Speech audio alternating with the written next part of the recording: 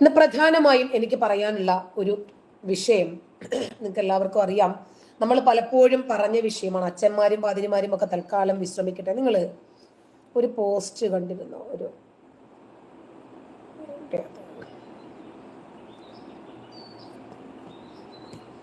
കാണിച്ചു തരാം.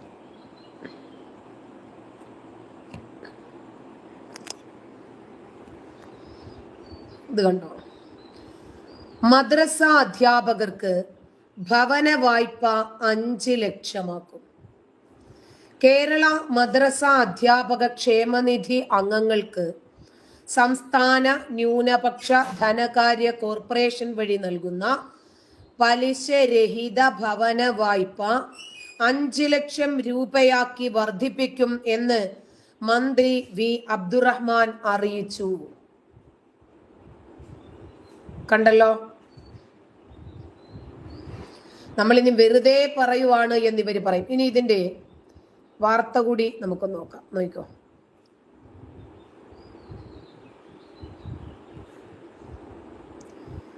ശ്രീധര ഉണ്ണി ഫെബ്രുവരി 7-ാം തീയതി പങ്കുവച്ചത്. അതിനു മുമ്പ് പല തവണകളിൽ ഞാനിത് ഈ പോസ്റ്റ് പങ്കുവച്ചിട്ടുള്ളതാണ്.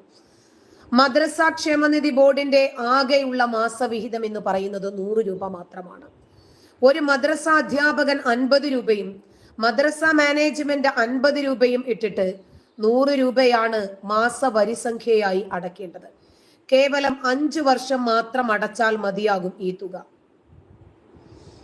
എന്നാൽ ഈ നിസ്സാര തുക അടയ്ക്കുന്ന ഇവർക്ക് കിട്ടുന്ന ഗുണങ്ങൾ എന്തൊക്കെയാണ്? 1, 5 വർഷം തുടർച്ചയായി ക്ഷേമനിധിയിൽ തുക അടച്ച ആളുകൾക്ക് പിന്നീട് 60 വയസ്സിന് ശേഷം കൃത്യമായി ആജീവനാന്തകാലം പെൻഷൻ ലഭിക്കുന്നതാണ്. പെൻഷനർ മരണപ്പെട്ടു പോയാൽ അവരുടെ ആശ്രിതർക്ക് ഈ തുക കിട്ടുന്നതാണ്. പെൻഷൻ തുകയായി നിക്ഷേപിച്ച പണം സമ്പൂർണമായി പിൻവലിക്കാവുന്നതുമാണ്. ക്ഷേമനിധിയിൽ കുറഞ്ഞത് 2 വർഷമെങ്കിലും തുക അടച്ചിരിക്കുന്ന ആളുകൾക്ക് അവരുടെ പെൺമക്കളുടെ വിവാഹ ധനസഹായമായി 25,000 രൂപ വീതം ക്ഷേമനിധിയിൽ നിന്ന് ലഭിക്കുന്നു. SSLC +2 വിഷയങ്ങളിൽ A+ നേടിയ വിദ്യാർത്ഥികൾക്ക് 2,000 രൂപ വീതം സ്കോളർഷിപ്പ് ലഭിക്കുന്നു. മദ്രസ ക്ഷേമനിധിയിൽ അംഗങ്ങളായിട്ടുള്ള ആളുകൾക്ക് വീട് വെക്കുന്നതിന് ധനസഹായമായി 2.5 ലക്ഷം രൂപ പലിശരഹിത വായ്പ അനുവദിക്കുന്നു. അതാണ് ഇപ്പൊ 5 മാറ്റിയത്. പലിശയില്ലാത്ത ഈ ലോൺ 8 വർഷം കൊണ്ട് അടച്ചു തീർത്താൽ മതിയാകും. ക്ഷേമനിധിയിൽ 5 വർഷം പൂർത്തിയായ ആരെങ്കിലും മരണപ്പെട്ടാൽ അവർക്ക് 15,000 രൂപയും 5 വർഷം മുതൽ 10 വർഷം വരെയുള്ളവർക്ക് 20,000 രൂപയും 10 വർഷം മുതൽ 15 വർഷം വരെയുള്ളവർക്ക് 25,000 രൂപയും 15 വർഷം മുതൽ 20 വർഷം വരെയുള്ളവർക്ക് 30,000 രൂപയും അതിന് മുകളിലുള്ളവർക്ക് 50,000 രൂപയും മരണാനന്തര സഹായമായി ലഭിക്കും.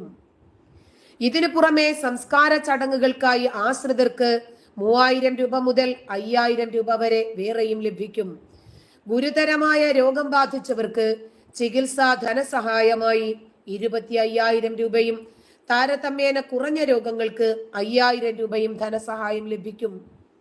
ക്ഷേമനിധിയിലെ വനിതാ അംഗങ്ങൾക്ക് പ്രസവ ശുശ്രൂഷയ്ക്കും ചികിത്സയ്ക്കുമായി 15,000 രൂപ വീതവും ലഭിക്കുന്നതാണ്.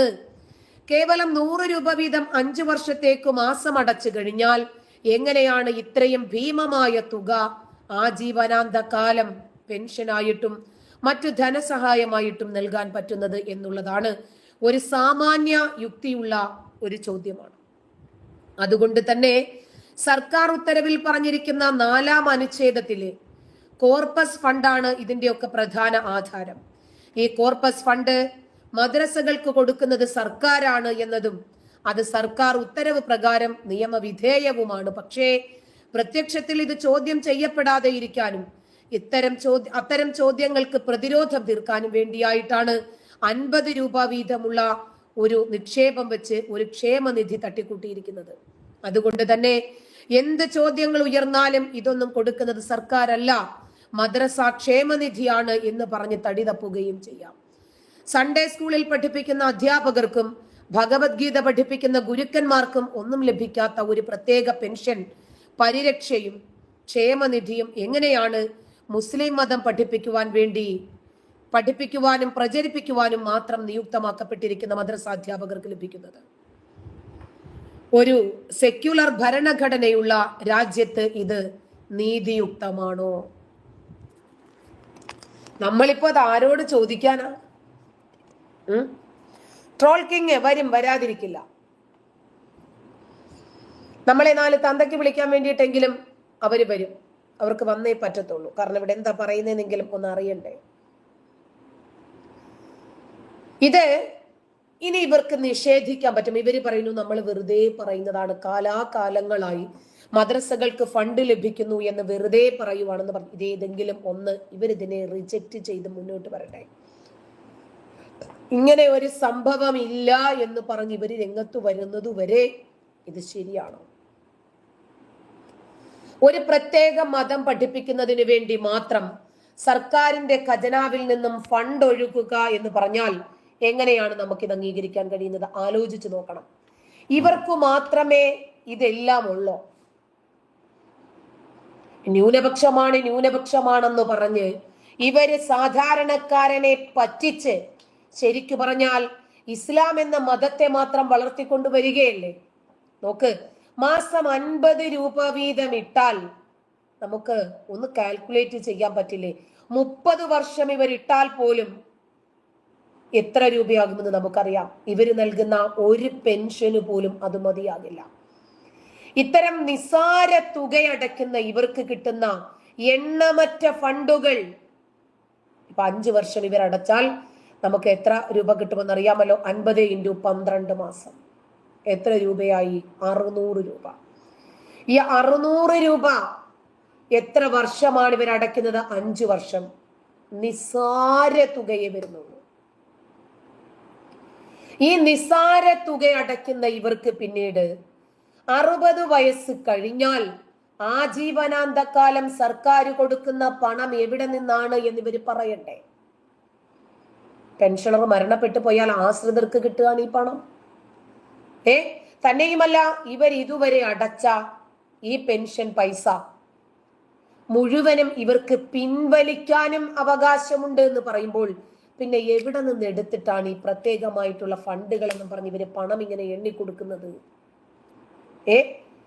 അതോ 2 വർഷമെങ്കിലും അടച്ചാ മതി. അപ്പൊ എത്ര രൂപ വരും? ഇപ്പോ 60 രൂപ വെച്ചിട്ട്, കണക്ക് തെറ്റിപ്പോയി അല്ലേ, 60 രൂപ വെച്ചിട്ട് 10 മാസം അടച്ചാൽ എത്ര രൂപ വരും?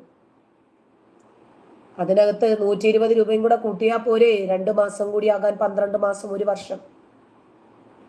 ഈ 1 വർഷം എത്ര രൂപ വരും? ഈ രൂപ വെച്ചിട്ട് 2 വർഷം ഇവർ എത്ര രൂപ അടയ്ക്കുമെന്നൊന്ന് കൂട്ടി നോക്കിക്കേ. എനിക്കിനെ കണക്കറിയത്തില്ല എന്നൊന്നും പറഞ്ഞ് നിങ്ങൾ രംഗത്ത് വരണ്ട. അതൊന്നും ഇവിടുത്തെ വിഷയവുമല്ല, കണക്കല്ല ഇവിടുത്തെ വിഷയം. നമുക്ക് നിസ്സാര പൈസയെ വരത്തുള്ളൂ കേട്ടോ. 2 വർഷം അടച്ചാൽ എത്രയാ?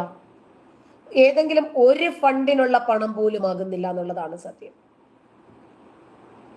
ഇനി 5 വർഷത്തെ കണക്കെടുത്താല് നമുക്ക് നിസ്സാരമായിട്ട് പറയാൻ പറ്റുന്ന കണക്കേ ഉള്ളല്ലോ ഇത്. ഇതിനകത്ത് കാൽക്കുലേറ്റർ ഒന്നും ഇല്ലേ? കാൽക്കുലേറ്റർ കിട്ടി. നോക്കിക്കോ, 50 രൂപ വെച്ചിട്ട് 12 മാസത്തേക്ക് സാധാരണക്കാരനെ പറ്റിക്കാൻ എളുപ്പമല്ലേ ഇവർക്ക്? 12 മാസമാകുമ്പോൾ ഞാൻ പറഞ്ഞത് ശരിയാ, 600 രൂപയാണ് വരിക. ഈ 600 രൂപ 5 വർഷത്തേക്ക് നോക്കിക്കോ. 5 വർഷം 3000 രൂപയോ. 2 വർഷത്തേക്കോ 1200 രൂപയോ.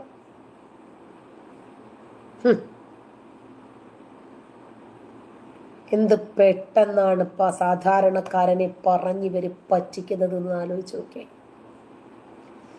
2 വർഷമെങ്കിലും ഈ 50 രൂപ വെച്ചിട്ട് മാസം അടച്ചാൽ അവർക്ക് ലഭിക്കുന്നത് എന്താണെന്ന് അറിയാമോ? പെൺമക്കളുടെ വിവാഹ ധനസഹായം 25,000 രൂപ. അല്ല, ഈ മദ്രസ അധ്യാപകർക്ക് മാത്രമേ പെൺമക്കൾ ഉണ്ടാകത്തുള്ളൂ, അവരെ മാത്രമേ കെട്ടിക്കേണ്ടതുള്ളൂ. SSLC +2 പരീക്ഷയിലെ ഇവരുടെ മക്കൾ മാത്രമേ പഠിക്കുന്നുള്ളൂ. സമർത്ഥരായി പഠിക്കുന്ന മറ്റു മക്കളുമുണ്ടല്ലോ, മറ്റു മതവിഭാഗവുമുണ്ടല്ലോ, ന്യൂനപക്ഷങ്ങളിൽ തന്നെ ഉണ്ടല്ലോ. ഇവർക്ക് മാത്രമേ ആശ്രിതരുള്ളൂ, ഇവർക്ക് മാത്രമേ വീട് വെക്കേണ്ടതുള്ളൂ, ഇവർക്ക് മാത്രമേ ലോൺ എടുക്കേണ്ടതുള്ളൂ, ഇവർക്ക് മാത്രമേ മരണമുള്ളൂ. അപ്പോൾ ഇത് എല്ലാ രൂപത്തിലും ഇവരെ വളർത്തിക്കൊണ്ടുവരിക എന്ന ഗൂഢലക്ഷ്യത്തോടു കൂടിയാണ് ഇങ്ങനെ ഒരു പദ്ധതി തന്നെ സ്റ്റാർട്ട് ചെയ്തിരിക്കുന്നത്. മനസ്സിലായോ? 5 വർഷത്തേക്ക് 50 രൂപ വീതം ഇവരും, ക്ഷേമനിധി ബോർഡ് 50 രൂപയും, മൊത്തം 100 രൂപ വീതം. ഇവരുടെ കയ്യിൽ നിന്ന് 50 രൂപയെ പോകുന്നുള്ളൂ എന്നതാണ് സത്യം. അപ്പൊ ഇതിനെയൊക്കെ നമ്മൾ എതിർത്ത് കഴിഞ്ഞാൽ വലിയ പ്രശ്നമാണ് കേട്ടോ.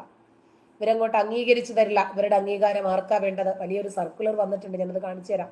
അതിനു മുമ്പ് പ്രതികരിക്കാൻ സന്നദ്ധരായിട്ടുള്ള ആളുകൾ പ്രതികരിക്കുന്നതൊന്ന് കേൾക്കുക. പലയിടത്തും അധ്യാപകർക്ക് വേതനം കൊടുത്തുകൊണ്ട് സർക്കാരിന്റെ കാശ് തന്നെ കൊടുത്തു. സ്പീക്കർ ഒന്നേ കണക്ട് ചെയ്തോട്ടെ കേട്ടോ.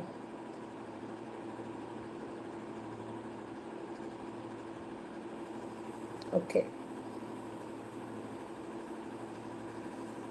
മദ്രസകളിൽ പലയിടത്തും അധ്യാപകർക്ക് വേതനം കൊടുത്തുകൊണ്ട് സർക്കാരിന്റെ കാശ് തന്നെ കൊടുത്തുകൊണ്ട് മറ്റു മതങ്ങളെ വളർത്തുന്നത് പോലെ തീർച്ചയായിട്ടും നിങ്ങൾ ഹിന്ദുക്കൾ ഒരിക്കലും ഒരു രാഷ്ട്രീയ പാർട്ടിക്കും ഇതിനല്ല. നേരായ്മയിലൂടെ അല്ലെങ്കിൽ നേരിലൂടെ മുന്നോട്ട് പോകുന്ന ഒരു ജനതയാണ് ഹൈന്ദവ ജനത. അത് മനസ്സിലായിക്കൊണ്ട് തീർച്ചയായിട്ടും ഹൈന്ദവരെയും സംരക്ഷിക്കണം എന്നൊരു വാക്ക് പറഞ്ഞുകൊണ്ട് ഞാൻ നിർത്തുന്നു. ഒരു ക്ഷേത്രത്തിലെ മേശാന്തി എന്ന നിലയിൽ ഞങ്ങൾ പറഞ്ഞേ പറ്റും. കർക്കിടക മാസം തുടങ്ങാൻ ഇനി ഏതാനും ദിവസങ്ങൾ മാത്രമേ ഉള്ളൂ. ഒരു തരത്തിൽ പറഞ്ഞു കഴിഞ്ഞാൽ പ്രകൃതിയിൽ അതിന്റെ മാറ്റങ്ങളൊക്കെ വന്നു തുടങ്ങി. ഒരു ശാന്തതയോ ഒരു ഭക്തിപരമായ ഒരു അന്തരീക്ഷത്തിലൊക്കെ പോകുന്ന ഒരു അവസരമാണ്. ഞങ്ങളിപ്പോ പൂജപ്പുര നടുതല ഭഗവതി ക്ഷേത്രത്തിലാണ് നിൽക്കുന്നത്. ക്ഷേത്രം മേൽശാന്തി ശ്രീരാജ് പോറ്റിയാണ് എന്നോടൊപ്പം ഉള്ളത്. ബ്രഹ്മശ്രീ ശ്രീരാജ് പോറ്റി. ക്ഷേത്രത്തിന്റെ നാഗരികമാണിത്. കർക്കിടക മാസത്തിൽ രാമായണ പാരായണം, ഭക്തിയുടെ ആവശ്യം, വ്രതശുദ്ധിയുടെ ആവശ്യം, ആരോഗ്യ സംരക്ഷണം, ഒരുപാട് കാര്യങ്ങളുണ്ട്. എന്തായാലും അദ്ദേഹത്തോട് തന്നെ നമുക്ക് ചോദിക്കാം. ഈ കർക്കിടക മാസം വരാറായ ഈ അവസരത്തിൽ തന്നെ അങ്ങനെ വീണ്ടും കണ്ടുമുട്ടാൻ സാധിച്ചതിൽ വളരെ സന്തോഷം, ദൈവഭാഗ്യമായി കാണുന്നു. ഇത്തരം ഒരു അന്തരീക്ഷത്തിൽ നിന്ന് അങ്ങോട്ട് സംസാരിക്കാൻ സാധിച്ചത്. അമ്പലത്തിൽ ഇപ്പോ ഭാഗവത പാരായണം നടക്കുകയാണ്. ഇപ്പോ 4 ദിവസം ഇനിയുണ്ട് കർക്കിടകം തുടങ്ങാൻ. എന്തുകൊണ്ടാണ് ഇങ്ങനെ ഒരു ഭാഗവത പാരായണത്തിന്റെ പ്രസക്തി ഇപ്പോൾ? തീർച്ചയായിട്ടും നമ്മുടെ ഈ കാലഘട്ടത്തിലെ രാമായണം സപ്താഹം, ഭാഗവത സപ്താഹം എന്നീ കാര്യങ്ങൾക്ക് വളരെ പ്രസക്തിയാണ്. കാര്യം നമ്മുടെ ജനങ്ങൾ അത് തിരിച്ചറിഞ്ഞുകൊണ്ട് തന്നെ ഹൈന്ദവ ആചാരങ്ങളെ അനുഷ്ഠാനങ്ങളെ തകർക്കാനായിട്ട് ദൈവികമായിട്ടുള്ള കാര്യങ്ങളുടെ നിലനിൽപ്പും മുന്നിൽ കണ്ടുകൊണ്ട് തന്നെ നമ്മുടെ ജനങ്ങളും ക്ഷേത്രങ്ങളും എല്ലാം ഇതിന് തയ്യാറായി കഴിയും. അപ്പോൾ ദേവന്മാരുടെ ഒരു വർഷമാണ് പിതൃക്കളുടെ ഒരു ദിവസം എന്ന് പറയുന്നത്. വർഷത്തിലൊരിക്കൽ നമ്മുടെ പിതൃക്കളെയൊക്കെ അവർക്ക് വേണ്ട ബലി കാര്യങ്ങൾ, തർപ്പണങ്ങൾ, എന്ത് നടക്കണമെങ്കിലും അത് അവൻ അറിഞ്ഞ് തന്നെ നടക്കണമെന്നാണ് എൻ്റെ ഒരു അഭിപ്രായം ഉണ്ടെന്ന് തെളിയിക്കാൻ വീണ്ടും പല ക്ഷേത്രങ്ങളിലും സപ്താഹം നടത്തുന്നത്. ഈ സപ്താഹങ്ങളിലൂടെ ഉദ്ദേശിക്കുന്നത് എന്താണ്? ക്ഷേത്രത്തിന്റെ വരുമ്പോൾ കൃഷ്ണൻ എന്താണ്, കൃഷ്ണൻ ആരാണ്, കൃഷ്ണൻ എന്താണ്, സന്താനദായിനി, അന്നപൂർണേശ്വരി, അഭീഷ്ടവരദായിനി, രാധാണെങ്കിൽ വട്ടാഭിഷേകമാണ് ഇന്നത്തെ സപ്താഹം. അപ്പോൾ അതൊക്കെ നമ്മൾ ഇത്രയും സംരക്ഷിക്കണം എന്നൊരു വാക്ക് പറഞ്ഞുകൊണ്ട് ഞാൻ നിർത്തുന്നത്. ഒരു ക്ഷേത്രത്തിലെ മേശാന്തി എന്ന നിലയിൽ ഞങ്ങൾ പറഞ്ഞേ പറ്റും. കാര്യം ജനങ്ങളെ സംരക്ഷിക്കാനുള്ള ഒരു ക്ഷേത്രത്തിന്റെ ഉത്തരവാദിത്തം തീർച്ചയായിട്ടും എൻ്റെയും കൂടെ ഒരു ആവശ്യമാണ്. അപ്പോൾ അതായത് ഇദ്ദേഹം പറഞ്ഞു വെക്കുന്ന വസ്തുതകൾ കേട്ടോ. മുസ്ലിങ്ങൾക്ക് വേണ്ടി ധാരാളം മദ്രസകൾ മതം പഠിപ്പിക്കുമ്പോൾ എന്തുകൊണ്ടാണ് ഹിന്ദുക്കൾ മതം പഠിക്കാതെ പോകുന്നത്? അതുകൊണ്ടാണ് അദ്ദേഹം അതിനെ കൂടി ഒന്ന് ഹിന്ദുക്കളെ ബോധവൽക്കരണം ചെയ്യുക എന്ന രൂപത്തിൽ ഇവർക്ക് പ്രത്യേകിച്ച് ഫണ്ടോ ശമ്പളമോ ഒന്നുമില്ലാതിരിക്കെ ഇവരും അതിനുവേണ്ടി സന്നദ്ധരാകുകയാണ് എന്നതാണ് യാഥാർത്ഥ്യം. ഞാൻ എടുത്ത വീഡിയോ ഇതായിരുന്നില്ല കേട്ടോ. മദ്രസ ഫണ്ടുമായിട്ട് ബന്ധപ്പെട്ട ഒരു വിഷയമായിരുന്നു എടുത്തത്. പക്ഷെ ആ വീഡിയോ എൻ്റെ കയ്യിൽ നിന്ന് പോയി, അത് കിട്ടിയില്ല. അദ്ദേഹം ക്ഷേത്രത്തെ സംബന്ധിച്ച് പറയുന്ന വിഷയമാണ് നമ്മുടെ കയ്യിലുള്ളത്. അപ്പൊ അതുകൊണ്ട് കാര്യമില്ലാത്തതുകൊണ്ട് ഞാനത് എടുക്കുന്നില്ല. അപ്പോ ഇപ്പം മനസ്സിലായില്ലേ മദ്രസയ്ക്ക് ലഭിക്കുന്ന ഫണ്ടിനെ കുറിച്ച്. ഇത് ഞാൻ പറയാൻ വേറൊരു കാരണമുണ്ട്. കഴിഞ്ഞ ദിവസം ഒരു വീഡിയോ, ഒരു വാർത്ത, ഡൽഹി ഹണ്ട് തന്നെയാണ്, മലയാളി വാർത്തയാണ് ഈ റിപ്പോർട്ട് പുറത്തുവിടുന്നത്. അതിനകത്ത് ഞെട്ടിപ്പിക്കുന്ന ചില യാഥാർത്ഥ്യം ഞാൻ കണ്ടു. കാണിച്ചു തരാം.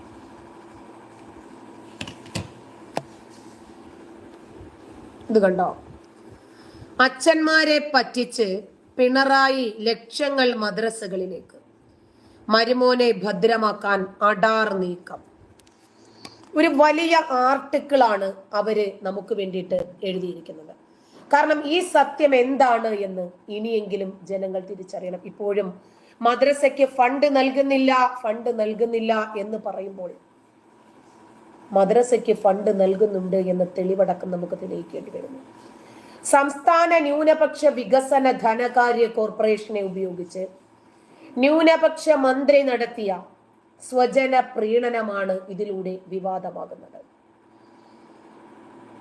അതായത് ഏതു മന്ത്രിമാരാണെങ്കിലും ശരി, ഒന്ന് നോക്കിയാൽ മതി ഇതുവരെ ഈ കേരളക്കരയിൽ എന്ന വിദ്യാഭ്യാസ മന്ത്രിമാർ ആരാണെന്നും അവരൊക്കെ ആർക്കു വേണ്ടിയാണ് ആ മന്ത്രി പദത്തിൽ ഇരുന്നിട്ടുള്ളതെന്നും ആർക്കാണ് അതിന്റെ ആനുകൂല്യങ്ങൾ കിട്ടിയിട്ടുള്ളതെന്നും സ്വന്തം സമുദായത്തിന് വേണ്ടി വാരിക്കോരി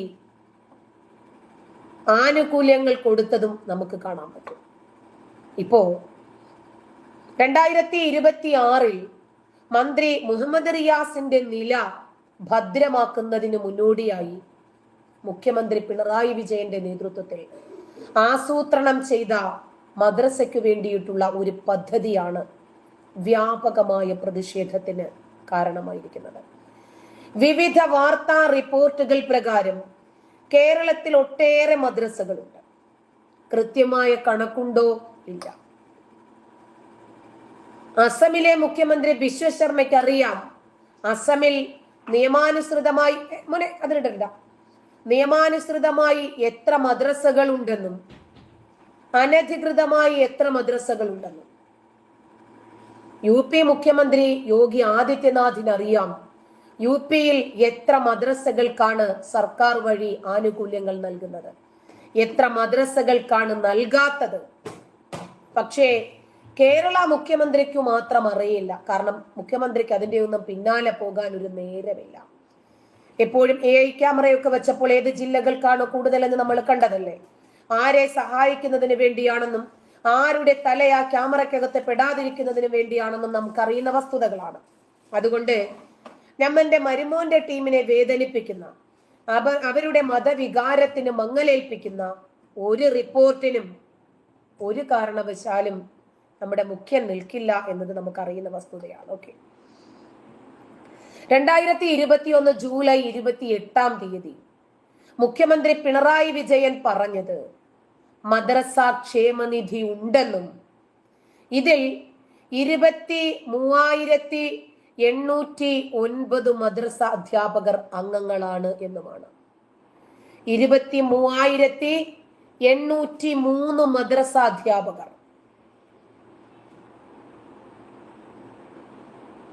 ഇപ്പോ മദ്രസകൾക്ക് സംസ്ഥാന സർക്കാരുകൾ സഹായധനം നൽകുന്നത് നിർത്തണം എന്ന റിപ്പോർട്ട് മുന്നോട്ട് വെച്ചത് ആരാ? ദേശീയ ബാലാവകാശ കമ്മീഷൻ ചെയർമാൻ പ്രിയങ്ക് കനൂങ്കു ആണ്. ഏതാനും മാസങ്ങൾക്ക് മുമ്പാണ് കേന്ദ്ര സർക്കാരിന് ഈ നിവേദനം സമർപ്പിക്കുന്നത്. കാര്യകാരണങ്ങൾ എണ്ണിപ്പറഞ്ഞ് ബോധ്യപ്പെടുത്തിക്കൊണ്ട് തന്നെയായിരുന്നു ആ റിപ്പോർട്ട്. റിപ്പോർട്ടില് 3 കാര്യങ്ങളാണ് പ്രധാനമായും അണ്ടർലൈൻ ചെയ്തിരുന്നത്. മദ്രസ ബോർഡുകൾ നടത്തുന്ന മദ്രസകൾക്ക് സർക്കാർ ധനസഹായം നൽകരുത്. മദ്രസകളിലെ എല്ലാ വിദ്യാർത്ഥികളെയും നിർബന്ധമായും പൊതുവിദ്യാലയങ്ങളിൽ ചേർക്കണം. അവർക്ക് 14 വയസ്സാകുന്നതുവരെ ഔപചാരികമായിട്ടുള്ള വിദ്യാഭ്യാസം കുറഞ്ഞത് 4 മണിക്കൂറെങ്കിലും നൽകണം. കാരണം 6-ാം നൂറ്റാണ്ടിന്റെ കിതാബും പഠിച്ച് ഈ പിള്ളേർ ഈ സമൂഹത്തിലേക്ക് ഇറങ്ങുന്നത് ഡമ്മികളായിട്ടാണ്. അന്ധവിശ്വാസങ്ങളും അബദ്ധങ്ങളും മാത്രം തലയിൽ നിറച്ചിരിക്കുന്ന ഒരു അപൂർവ വസ്തുവായിട്ടാണ് ഈ മക്കൾ പഠിച്ചിറങ്ങുന്നത്. കാരണം അവിടെ മൂല്യവർദ്ധിത വിദ്യാഭ്യാസം ഒന്നും ലഭിക്കുന്നില്ലല്ലോ. പിന്നെ എന്ത് ചെയ്യും? ആ രൂപത്തിലുള്ള വിജ്ഞാനവുമായിട്ട് ഈ മക്കൾ എന്തോ ചെയ്യാനാ? അവർക്ക് കേന്ദ്ര സർക്കാരിന്റെ വിദ്യാഭ്യാസ അവകാശ നിയമം അനുസരിച്ചിട്ട് എല്ലാ സംസ്ഥാനങ്ങൾക്കും ഒരേപോലെയുള്ള നിയമങ്ങൾ ബാധകമാണെന്നിരിക്കെ ഈ ഉത്തരേന്ത്യൻ സംസ്ഥാനങ്ങളിലൊക്കെ മാത്രം കുട്ടികളെ മദ്രസകളിൽ മാത്രം വിടുന്ന ഒരു രീതി ഒഴിവാക്കി കിട്ടണം. വിവിധ സംസ്ഥാനങ്ങളിലെ മദ്രസകൾ സന്ദർശിച്ചും വിദ്യാർത്ഥികളുമായിട്ടും അധ്യാപകരുമായിട്ടും സംസാരിച്ചിട്ടൊക്കെ തന്നെയാണ് റിപ്പോർട്ട് രൂപപ്പെടുത്തിയിരിക്കുന്നത്. മദ്രസ സന്ദർശിച്ചതിന് ചണ്ഡീഗഡിലും കർണാടകയിലും മേഘാലയ, മധ്യപ്രദേശ്, ബംഗ്ലാദേശ് അതിർത്തി ഇവിടങ്ങളിലൊക്കെ ഈ ചെയർമാന്റെ പേരിൽ കേസും എടുത്തിട്ടുണ്ട്. രാജ്യത്തെ മദ്രസകളെല്ലാം അടച്ചു പൂട്ടാൻ സംസ്ഥാനങ്ങൾക്കും കേന്ദ്രഭരണ പ്രദേശങ്ങൾക്കും നിർദ്ദേശം നൽകിയിരിക്കുകയാണ് ദേശീയ ബാലാവകാശ കമ്മീഷൻ. ഇതിനെതിരെ പ്രതിപക്ഷ പാർട്ടി അംഗങ്ങളും വിവിധ സാമുദായിക സംഘടനകളും പ്രതികരണങ്ങളും നടത്തി വരികയാണ്. മദ്രസകളിൽ പഠിക്കുന്ന കുട്ടികൾക്ക് വിദ്യാഭ്യാസ അവകാശം ഉറപ്പാക്കുന്ന 2009 നിയമം അനുശാസിക്കുന്ന ഗുണനിലവാരമുള്ള വിദ്യാഭ്യാസം ലഭിക്കുന്നില്ല എന്നാണ് കമ്മീഷൻ